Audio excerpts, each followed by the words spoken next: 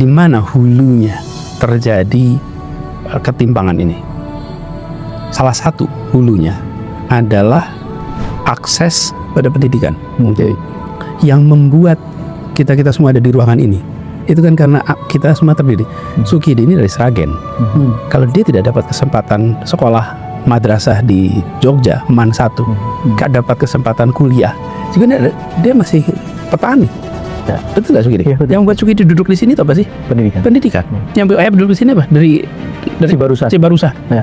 Kita ini duduk ini karena keterdidikan, bukan sekolah semata-mata. Kalau Rocky dari kecil udah duduk sekitar sini. Dia orang Menteng ya. Enggak, Pak. Baik rekan-rekanku yang tercinta, kali ini Mimin menyajikan konten bernalar.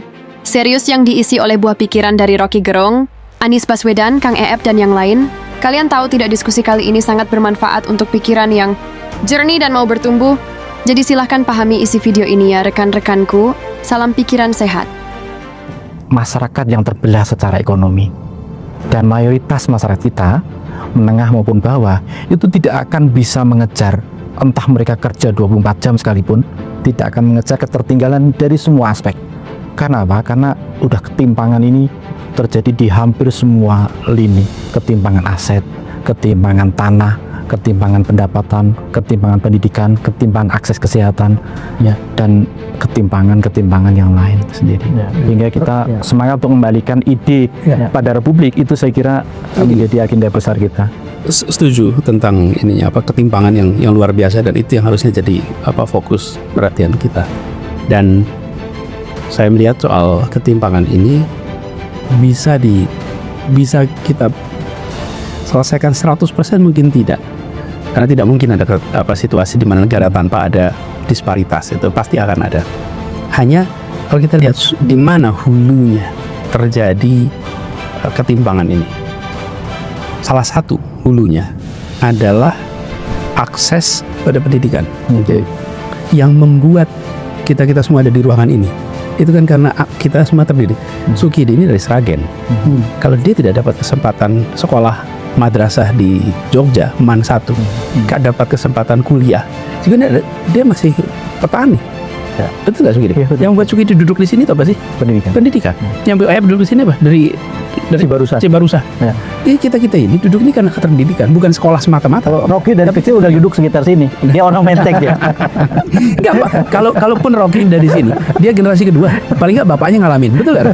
Saya ini generasi kedua. Iya. Orang tua saya yang diangkat kelasnya. Oke? Orang tua saya yang diangkat kelasnya. Tapi kami generasi kedua. Nah, tapi apa yang menarik? Ini Rocky yang harus kita beresin.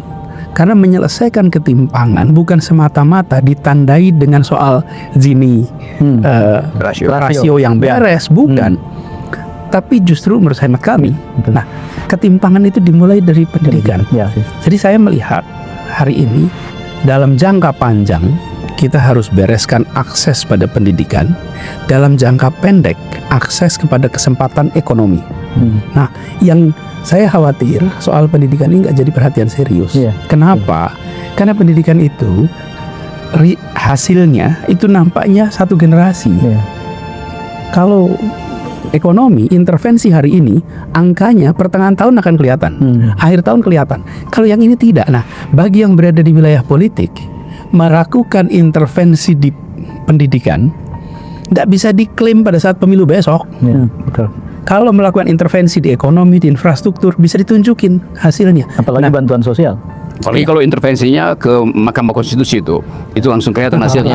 Langsung pada hari yang sama. Betul. Menurut saya teruskan serius ini soal ini. Kenapa? Coba kalau kita perhatikan ya.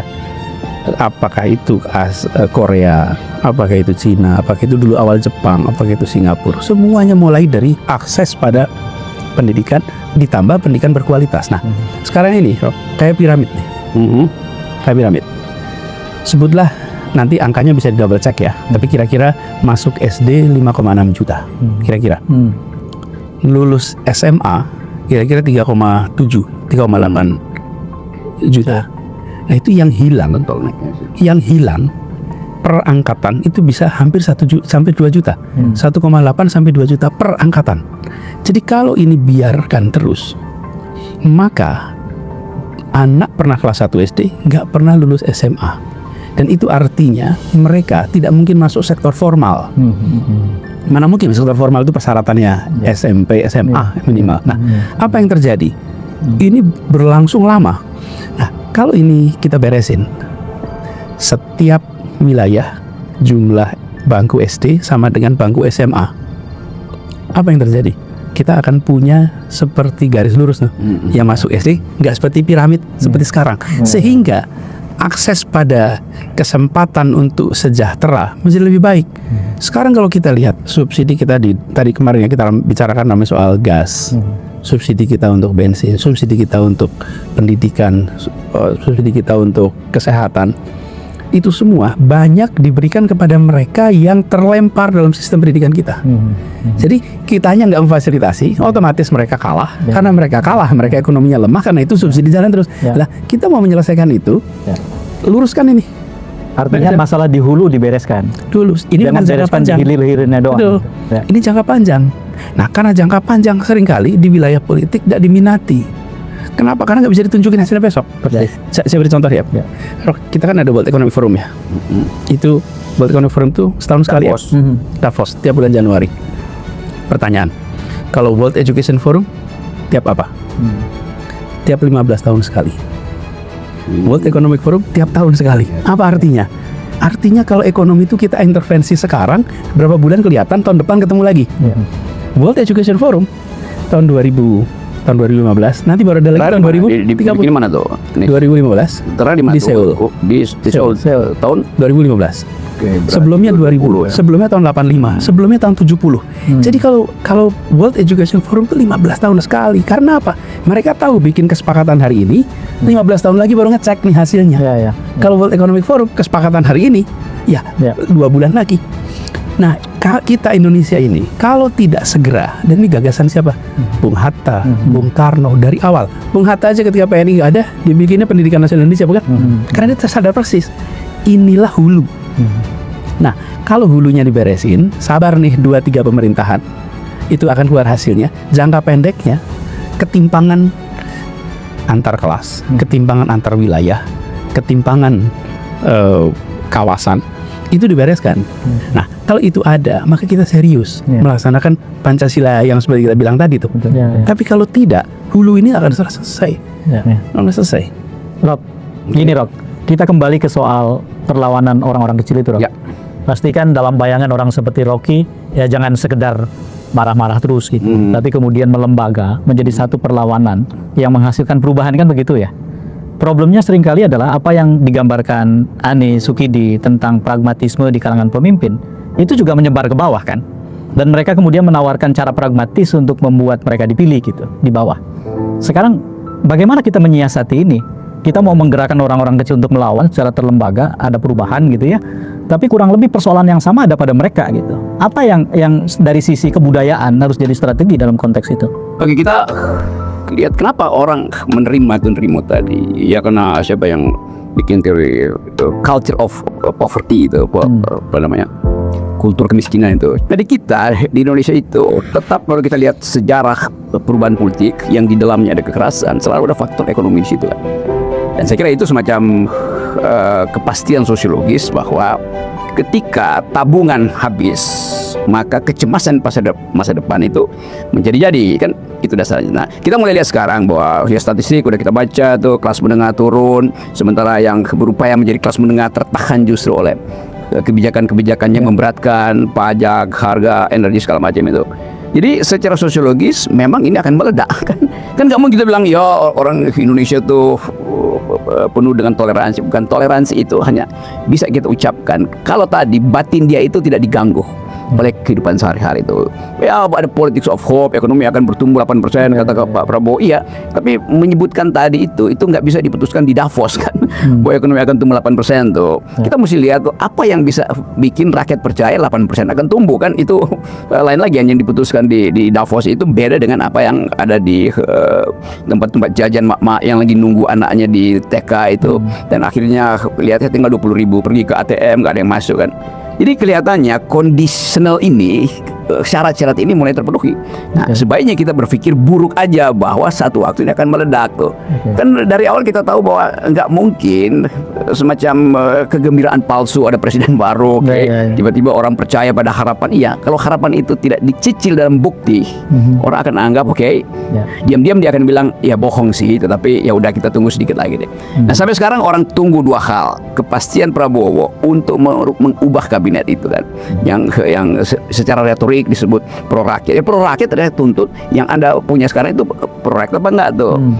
Sri Mulyani yang secara dipamerkan berpuluh-puluh tahun itu teman baik saya tuh, integritas, akhirnya kena dirjennya. Sri Mulyani bisa ngeles. Mendukung Sri Mulyani jadi calon presiden, Rocky. Ya pernah saya dukung itu betul-betul tuh. Dalam sejarah kita dulu. Iya, saya bahkan pernah siapkan dia satu vehicle partai itu. Ya. Tetapi pada waktu itu kan yang mengolah dia, mengasuh dia itu beda dengan yang dia nikmati sekarang. Lalu kita uji ya orang akhirnya berbeda itu. Jadi ya mungkin Sri Mulyani akan bilang ya kan dirjennya itu dari kasus kemarin ke asuransi. Artinya you nggak tahu dong track record dari dia kan. Si dirjen ini ya akhirnya harus dia terima karena didesakkan untuk jadi dirjen anggaran kan. Jadi semua itu terkait dengan akses langsung, assessment langsung seorang pemimpin terhadap kadernya dia kan. Itu saya kira conditioning itu dibaca juga oleh publik. Jadi publik tetap melihat bahwa ada yang nggak benar atau tumpukan kemarahan publik itu tinggal ada satu tipping point itu lalu tiba-tiba dia terbakar. Ya. Nah, salah satu poin yang di tulisan Tempo Sukidi yang sempat saya baca itu adalah bahwa ketika misalnya tirani berkembang dalam demokrasi, salah satu penyebab kenapa tirani itu bisa berlanjut atau berkelanjutan bahkan itu adalah tidak adanya resistensi dari bawah. Ada semacam penerimaan luas terhadap itu gitu. Ya, nah, mungkin kita tanya Sukidi itu apa maksudnya dan seperti apa itu kita terapkan dalam kondisi sekarang. Kalau kita mau mengubah itu yang penting kan, Rod? Namanya diminta pertanggungjawaban. Iya, itu kan yang penting. Kalau kita mau mengubah itu apa yang harus dikerjakan gitu. Kira-kira itu Sebenarnya tirani itu kan satu hal yang justru paling dikhawatirkan oleh para pendiri Republik Amerika ketika mereka mendirikan Amerika. Karena apa? Karena seringkali presiden yang terpilih secara langsung itu memanfaatkan ketidaktahuan rakyat untuk menang dalam pemilu, tapi akhirnya berkuasa sebagai seorang tiran itu sendiri, seorang demagog.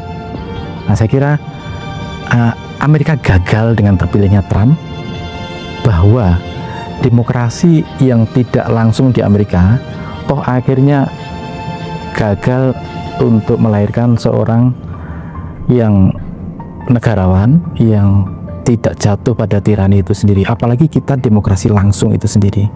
Nah, saya justru khawatir bahwa demokrasi langsung itu menghasilkan para demagog.